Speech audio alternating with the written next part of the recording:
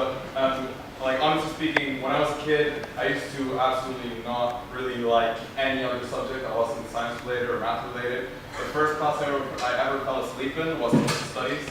And I really just despised going to art, going to try all these things.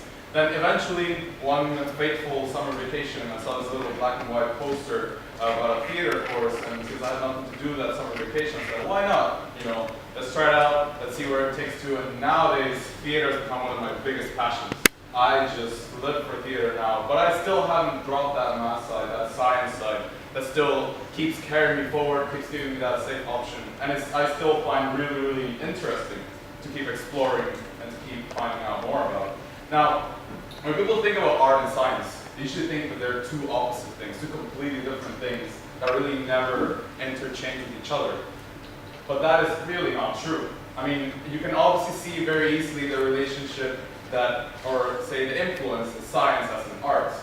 I mean, architecture is, for example, an art that wouldn't be able to exist without the science to back it up. All the time, films using science in order to help them create new and better special effects. Theaters using science in order to engineer these really nice pieces that can be used to, you know, create better shows. Fireworks, for example, it's an art that's all about science, right? So you can clearly see how science influences a lot of the arts and how it really helps them become better. But the influence that art can have with science to help science be better, that's what I'm going to talk about today. So let's start by defining terms, yeah, because it makes stuff easier. So you can say that science, in its essence, is all about discovery and verifying, right? You discover something, then that gives you a hypothesis, you prove your hypothesis to be true, but you're not going to accept it as the truth until you tested it over and over again. And of course, I mean, there's a reason why scientists aren't just all like that, and they're crazy about doing science, finding out new stuff all the time, just exploding stuff. I mean, and that's because we have a rigorous system. The scientific method is the method that, like, scientists nowadays use to find new things, to make new discoveries, and it involves a whole process of coming up with a hypothesis, testing it, precisely what I said before. And of course, in the academic world, this all goes over with like peer reviews, things similar to that. So, as a matter of fact, science is a very rigid system nowadays. It's very difficult to get something past science without very rigorous verification. But science is still all about exploring the natural world and discovering it. Now, define art. It's very difficult to define art. And I once had a discussion about it for about 2 months with a friend of mine, and we never reached a conclusion. But the way I want to define art today is that it is the practice of intense and detailed noticing. And this can actually be seen, it might seem different, like you might think like art is all about expressing oneself, but when you think about it, that is all intense and detailed noticing of oneself. Sort of like an intrapersonal understanding that is then expressed artistically. As an actor myself, I've learned that looking at people, understanding how they move, how they walk, how they breathe, how they talk, looking at these things closely really helps to bring it to life when one is acting on stage. Trying to imitate those actions and seeing how that makes you feel personally. All these things are all explorations. You're trying to, you know, figure out stuff and then explaining it. And the good thing about art over science is that there aren't any limitations as to how you go about exploring it. Last summer, I went to Italy to this thing called the Art Monastery Program, basically a bunch of Americans in Italy making art. And then what they do is that every year they pick a theme, and that theme they explore, and then they create a theater piece out of it. And the exploration involves things such as finding cultural rituals and then taking part in them, seeing how they feel about them. The theme they were doing in some years, one year they did the theme of dawn, and the theme of dawn involved exploring many rituals about dawn. Every single morning they would have meditation, and it's simply figuring out all these different things, including scientific like explorations of dawn, cultural, all these things, and then putting that together into an artistic piece. So in a sense, they aren't really that different, right? I mean, one is all about discovering things, the other one's also all about noticing things and figuring out how they can relate to each other and just expressing that in a different way. Instead of being a lab report, you do a theater piece, or you do a painting, or you do a sculpture, or you do a music piece, something like that, right? So now, the question is, why isn't it that more scientists are beginning to recognize art and the potentials that it has to actually help out? And truth of the fact is that the skills that one learns in art and science are actually quite interchangeable between each other.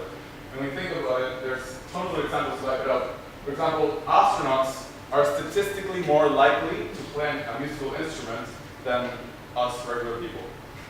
Albert Einstein played the violin. Samuel Morse, who was very, very involved in the process of creating the telegraph, and is also the man after whom the Morse code is called. He was also a very accomplished painter. Heidi Lamar, you might recognize her from a doodle Google that came out last year or something.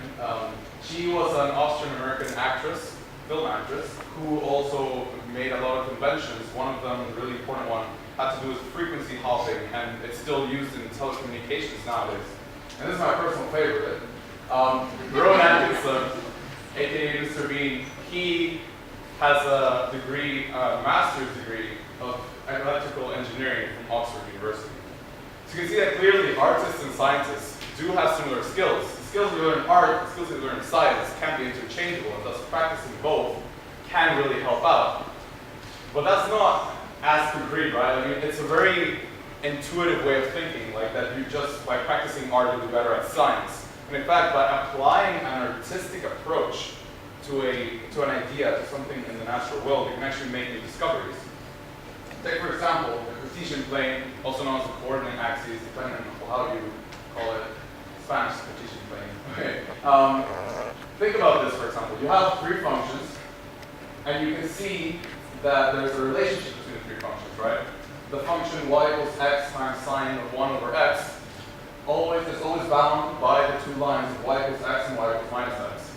Start to follow along if you don't like math, I'm sorry, but you can look at it. Even if you don't understand what those functions mean, you can still look at this image and understand that there is a relationship between the three functions, right? I mean, if this is an artistic exploration, you're just putting out the function into a coordinate axis, maybe letting a computer map it out for you, and you look at it, and you see, oh, there's a relationship, right? And then from there, you can make new discoveries. Another one, this one I really like, yeah, sorry, almost missed that. So, the one good thing is that it simplifies the abstract concepts. Mathematical functions are all numbers, and if we didn't have the coordinate axes, we'd probably just have tables. Bunch of tables to just give us all the values for the y from the x that you put into the function. But with this, you can understand it. You can call a function y equals x squared, you can call it a curve, right? Y equals sine of x, you can call it a wave. It makes things much more easy to understand, much more graspable, and even if it's good for teaching purposes, it's also really good for research purposes. This one I really like.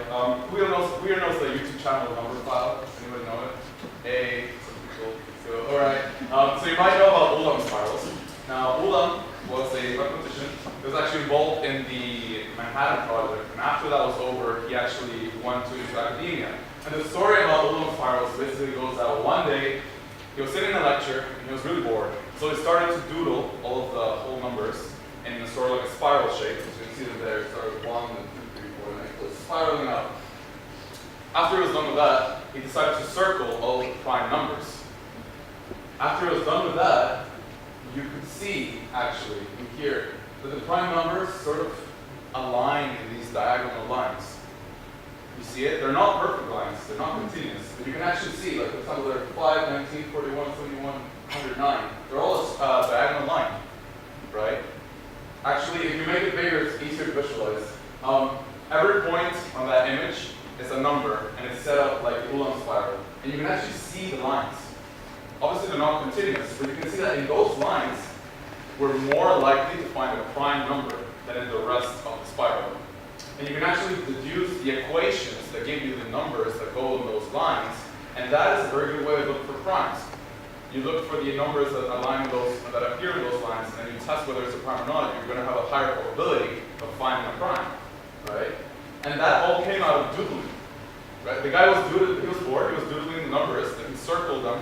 That's an artistic exploration. It's just playing with things, right? is not going through any rigorous method where you have to have a hypothesis, things like that. It's just playing with things. Another aspect that I really, really like, sci-fi is an artistic exploration, in a sense, of science. You know, despite things that can be as unrealistic as hearing explosions in deep space, which has no matter around it, therefore you shouldn't be able to hear anything. There are a lot of things in sci-fi that you can actually sort of pull out of it and use as inspiration to really seek out new discoveries. I mean, think about it, mechanical limbs. That's something that wasn't, that in sci-fi seemed like it was a very realistic thing, and then recently it became a real thing. 3D printing food. I mean, there's, I think I read about this, in the Hitchhiker's Guide to the Universe, there is this thing called the foodie, which can make any food. And nowadays we have 3D printed food, which is sort of a similar version to that, right? Cloning. You guys can recognize Dolly the sheep was the first animal to ever be cloned. And that's a milestone. At first we thought, you know, you could make cloning, and then it came out in real life. Teleportation. Quantum teleportation of photons has been achieved over at a distance of over 60 miles. And that is just a milestone into getting to actual teleportation and, you know, getting to the point where we can all be Star Trek and, I don't know, do whatever they do. I don't know Star Trek, so I guess. But, I mean, when you think about it, the day that we invent time travel, we'll probably have sci-fi to thank for it and for all the inspiration that it gave us to get to it. Now, just to wrap it up, so I'm just going to wrap it up with a quote. I don't speak German. I don't expect for you guys to speak German. I'm going to translate it, obviously, even though I don't speak German. I know the translation. Anyway, the reason why I want to put it in German, though,